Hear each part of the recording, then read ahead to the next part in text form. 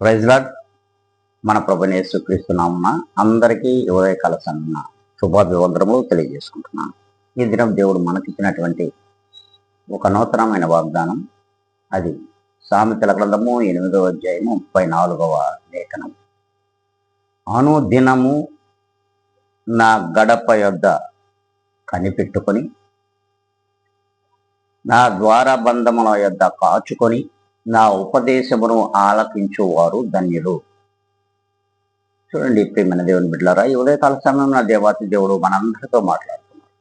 అవును, ప్రభుని యేసుక్రీస్తు యొక్క పాదాల దగ్గర ఉండి ఆయన ఉపదేశమును ఎవరైతే ఆలకిస్తారో, ఆ ఉపదేశమునకు ఎవరైతే చెవియొగ్గి ఆలోచించి గ్రహించగలుగుతారో అట్టి వారు ధన్యులు అని దేవుని వాక్యం సెలవిస్తారు.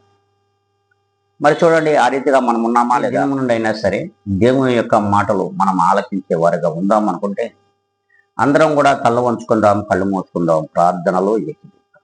మహాపరిశుద్ధుడా, కృపా కనికరముల కలిగిన దేవ, నీ ఉదయకాల సమయం ఇదిగో నీ ఉపదేశమును వినడానికి నాయన నీవిచ్చిన ఈ గొప్ప వాగ్దానమును బట్టి నేను నీ కృతజ్ఞత స్తుతి స్తోత్రములు సమర్పించుకుంటున్నాం.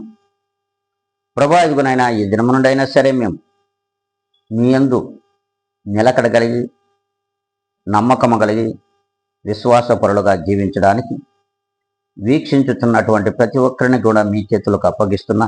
నన్ను నేను అతి మిక్కిలిగా తగ్గించుకొని యేసుక్రీస్తు నామమున అడిగి వేడుకొని ప్రార్థిస్తున్నాను మా ప్రియ గొప్ప పరలోక తండ్రి. ఆమేన్.